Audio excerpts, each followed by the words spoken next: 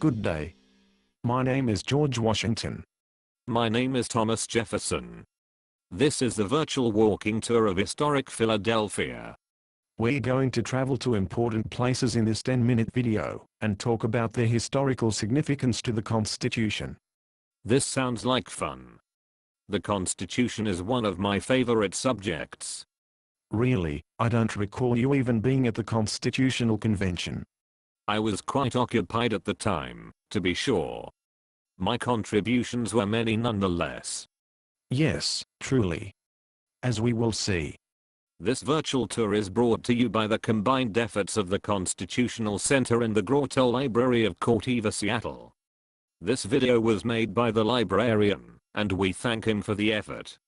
So Thomas, did you know that the librarian had a great-grandfather, 5 generations back, who was at Virginia's Constitutional Convention? I did know that. As I recall, the man voted not to ratify the Constitution because it lacked a Bill of Rights at that time. Yes, truly. Let's get started. The Constitutional Tour takes you on a journey through America's most historic square mile. Yes, the birthplace of our nation. We are going to step back in time to see where the Declaration of Independence and the United States Constitution were created. We'll visit about a dozen historical sites, including seeing the Liberty Bell, and then Independence Hall. And at the end of this movie, just for fun, we'll talk about some of our foibles. Yes, truly. We were nothing, if not men of our time. So, let's get started on the tour. Welcome to Philadelphia. This city was founded in 1682 by William Penn. At that time, Philadelphia was under British rule, and it was the largest city in the colonies. I know that the librarian had 3 ancestors who sailed on the ship with William Penn. These good people from England, Scotland, and Wales helped William establish the new colony. The colony also had the distinction of cooperating with the native peoples to the betterment of both, unlike what happened at other colonies. I was not aware of that information about William Penn's new colonists. Good for them all. You mentioned what occurred at other colonies. Like the Virginia Massacre of 1622? Yes.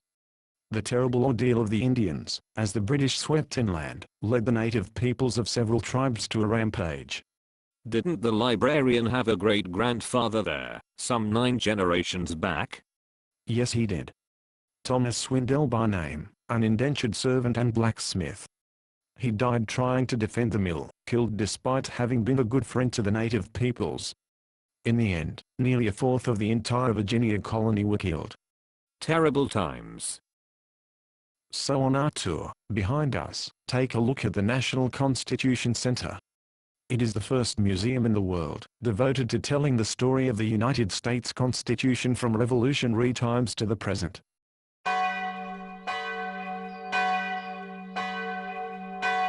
The Liberty Bell, which weighs about 2,000 pounds, was sadly silenced by that large crack in 1846.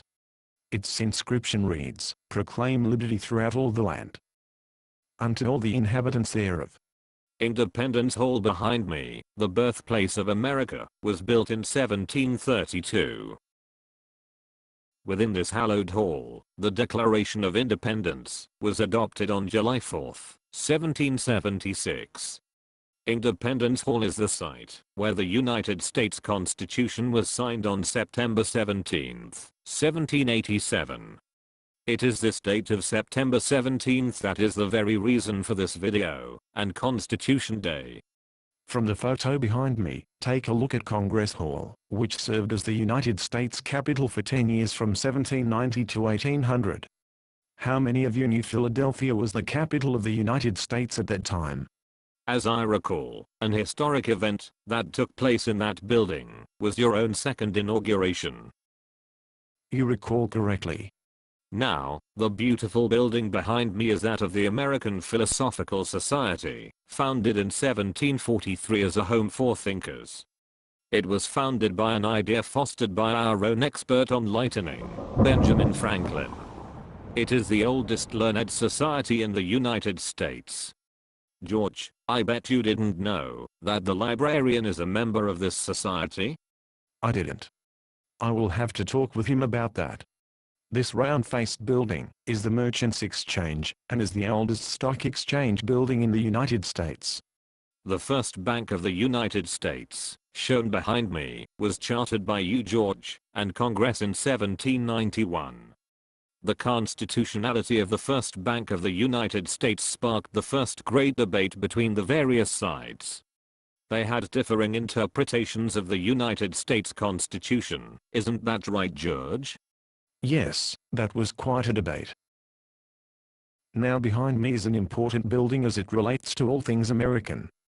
Carpenters Hall was built in 1770. The First Continental Congress met here in 1774 to draw up a Declaration of Rights and Grievances, and an appeal to King George III. Indeed. During the Revolutionary War, Carpenters Hall also served as a hospital and an arsenal for American forces.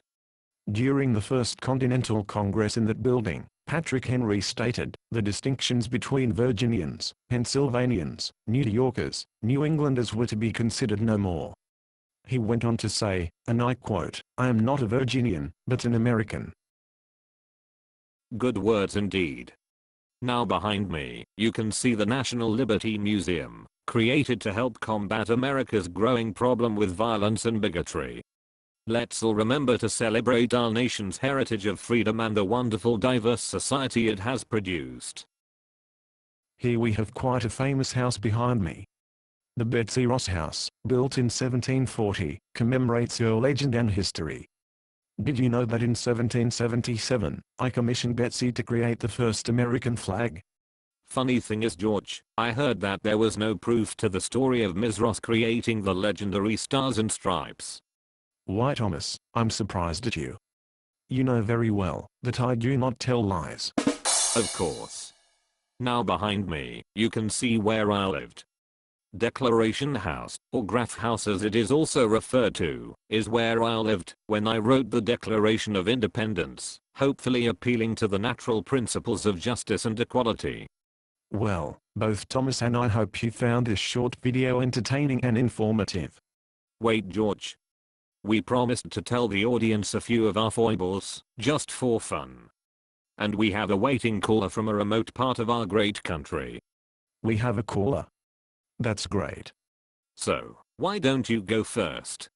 Maybe something about taking a bath? Oh yes, the bath. Well then.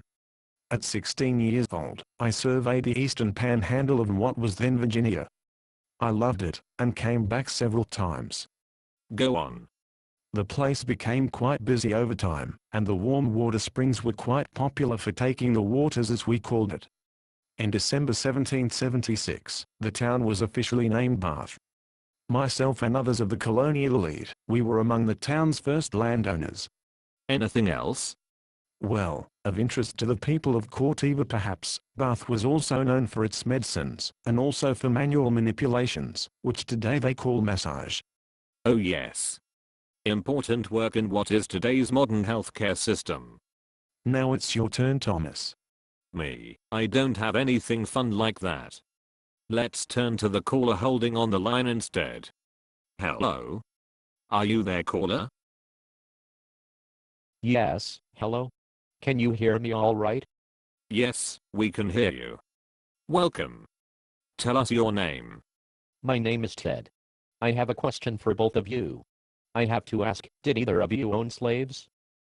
Yes, my family and I did own slaves, and we also bought and sold indentured white servants.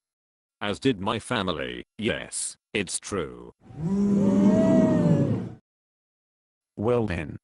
Yes, well, I hope this short video informed you and inspired you to learn more. We both thank you.